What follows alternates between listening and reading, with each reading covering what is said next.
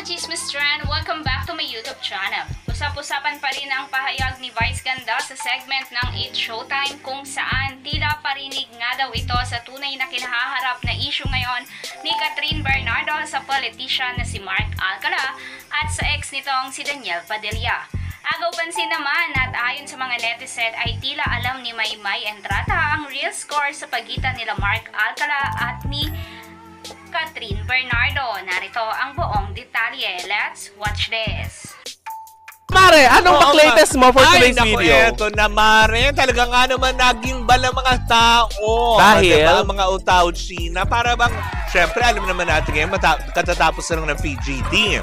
And nowhere to be found. Oo. Diba? Kung hindi pa masyadong nakikita ngayon sa spotlight muli. Sa itong si Catherine Bernardo, matapos lang kasi, diba, umugong ang bali-balita na? Nung sila ay maispatan nga ni Mark Alcala sa airport, hindi naman magkasama. Pero tinahitahilang nila yung storya na magkasama daw na pumunta ng Australia. Diba? Pero ngayon lang, dahil talaga nga naman nababalot na naman ng, alam mo yun, ng katanungan ang mga isipan ng mga netizens.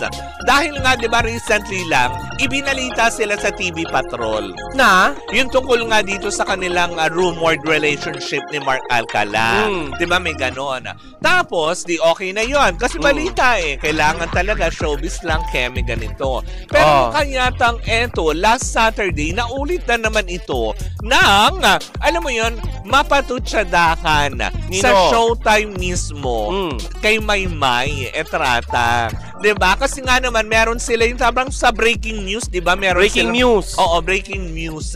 Diba? Meron sila yung parang mga yung mga guest doon na pinagtatambal-tambal. Ay, may pinaglalaban-laban. Tapos nagkataon kasi, yung mga maglalaro is may pangalang Daniel. Ay! At yung isa, Mark. Diba? Tapos, nagbiro si Meme Vice kay Maymay Entrata. Maymay, kung ikaw pa pipiliin, sinong pipiliin mo? Si Daniel ba o si Mark? Si Maymay natawa bigla. Tapos, ang pinili, si Mark. Hindi si Daniel. Diba? Hindi. So, ibig sabihin, ang mga netizen, nag-isip na speculation. Ay, diba? Kasi diba, parang, syempre, Daniel and Mark. Sino nga lang ba nai-involve na may Daniel and Mark ngayon sa mga artista ng kapamilya? So, syempre, si Catherine. So, parang sinasabi ng mga netizens, sa pagtawa din daw ni Maymay Entrata, doon din daw parang medyo nahiwagaan sila na, may alam si Maymay, kaya natatawa. So, ibig sabihin ba nito na para bang nilalaglag na ng ABS-CBN si Catherine Bernardo at pinatototohanan nyo na nga ba na siya nga ba ang karelasyon ngayon ni Catherine Bernardo? Itong chika ko, Mare, pwede pabulaanan ito ni, ni Tentay. Catherine. Hindi ni Tentay. Pero sabi nila, ang dahilan daw kung bakit patuloy na dinidinay ni Catherine ay nasa kontrata yata niya. Na bawal siya magjowa? Na hindi pa pwedeng ilabas kasi may mga endorsement na parang hindi pwede. Na may jowa siya? Ito yung rumored lamang na ng mga chika.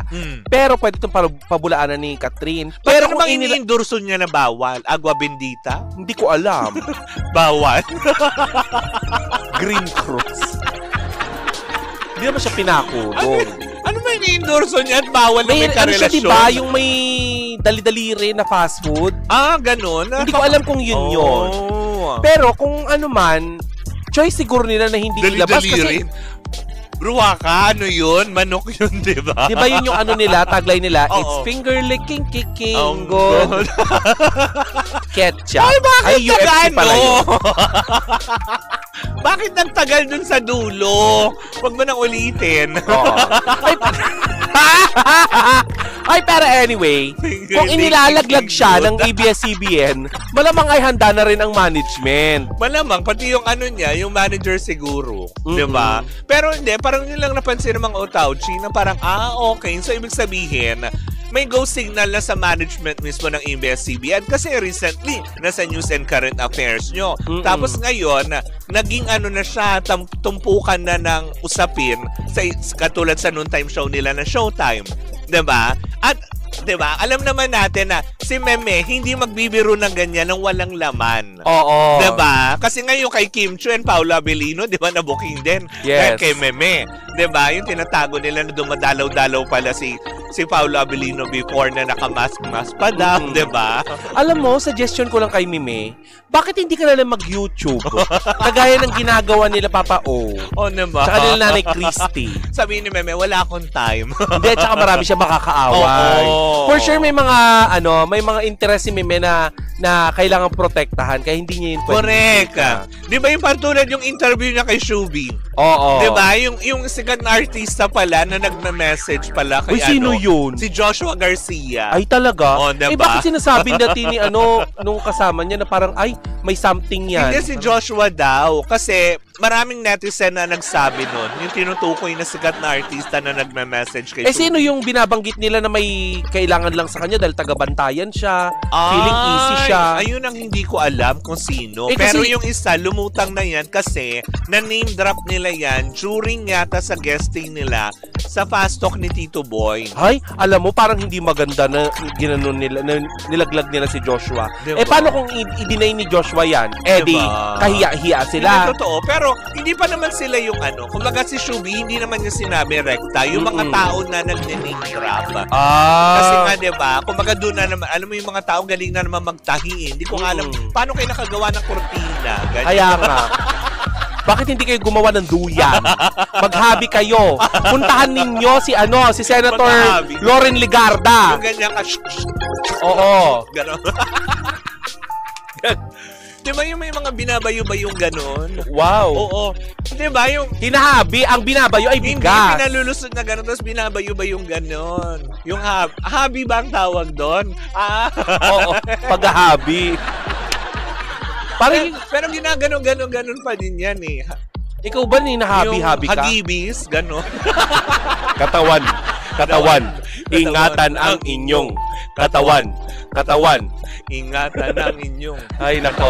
But anyway. Pero yun na nga, parang sinasabi lang naman ng mga netizen na parang tipong, hayaan na lang daw muna sana kasi may mga fans din daw si Catherine na medyo na off na, teka, ba't yun nilalaglag? Diba? Hayaan nating umami naman sana sila na kung talagang meron. Kasi kung tutuusin naman, wala namang problema eh. Kasi si Mayor Alcala, single naman. Wala rin siyang pananagutan sa buhay. Kumbaga very free siya. Si Catherine naman din, ang tagal na, buhat na nag-break sila ni Daniel. Diba? Kung sakali man din magkakatuluyan sila, hayaan po natin sila maging masaya. Di ba nga pinapasara nga yung restaurant? Though hindi pa naman inamin nung dalawa. Yun daw yung chika sa BGC. Pero ang chikang nasagap ko, yung lalaki ang nagpasara. Talaga? Siya yung nagrenta. Tapos sa kanila pala yung restaurant, no? Diba? Hindi rin natin alam. Kasi syempre, alam mo naman yung mga nasa province na akala mo, nasa province, pero ang dami palang properties tsaka businesses sa Manila. Kagaya na lamang na ating kaibigan na si Mayet. Mayet! Diba? Kinang kasaliwana. Oo. Ganyan. But anyways, diba, yun lang, ulitin ko lang din, hayaan natin sila maging masaya sa gusto nilang mangyari. Kasi, diba, maging masaya tayo kung sakali mang i-share nila sa publiko, kung sakali may namamagitan sa kanila, then we'll be happy for them. Correct. Pero kung hindi naman din, diba, let's respect their privacy. Kasi syempre, 11 years na niyang inilathala sa publiko eh. Yung kanyang relasyon. No? Pero ano nangyari, diba?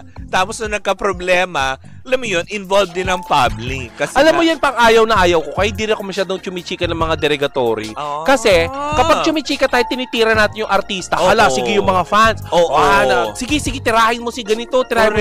Pag nagkaroon na ng kasuhan at nanunumpa ka na doon, ibabash ka nila. Diba? Sila din mismo yung Kaya, alam mo yun, let's be fair and respectful.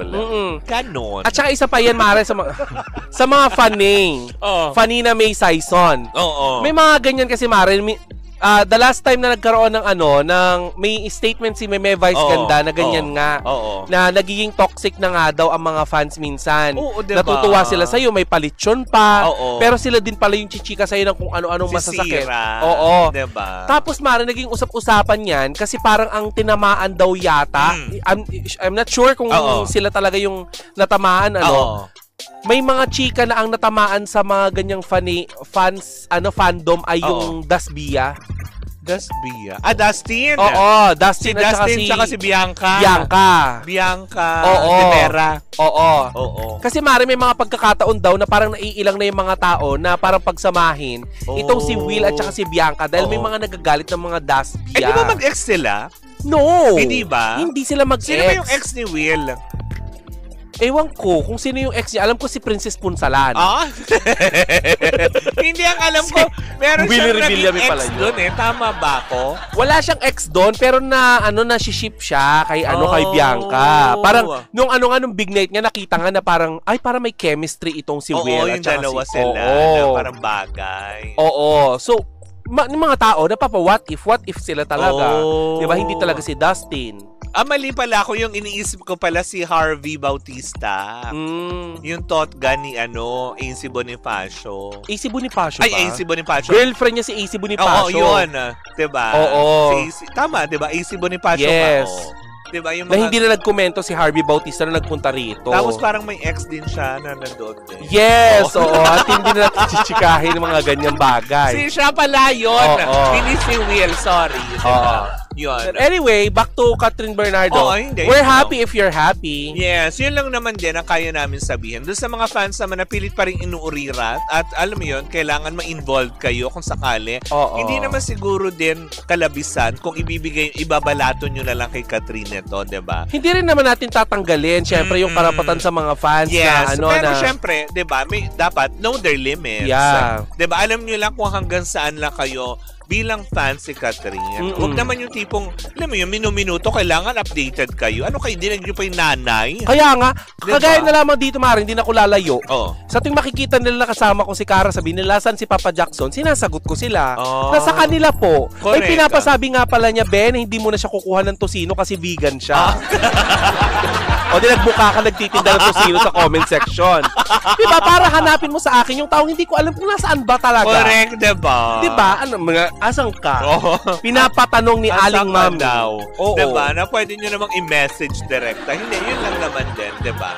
Na maging happy tayo. Ulitin ko lang din na kung hindi naman, diba, let's respect their privacy. Kung may relasyon man, let's be happy for them. Kung wala naman, di okay, di wala. Ako na happy si Catherine at saka si Daniel ngayon. Diba? Parang nagbabalik friends sila diba? At least nawala na yung galit sa mga puso. Hindi natin ko-confirm. Hindi. Ang ibig ko lang sabihin, nagsa-start na sila ulit magpansinan professionally kasi pag nakikita na sila sa events, diba? May pagbatian na. Diba? Pero yung sabihin mo na talagang may kapatawaran, hindi natin alam. Hindi tayo mangunguna dyan. Sa ngayon ay nananatili pa ring tahimik si Catherine sa mga issue na ibinabato sa kanya patungkol sa relasyon nito sa mayor na si Mark Alcala. Kaya mga ka-chismis trend, ano ang opinion nyo sa usapin na ito? Comment down below, and if you like this video, please subscribe my YouTube channel and click the notification bell para mas updated ka ka-chismis trend. Thank you for watching.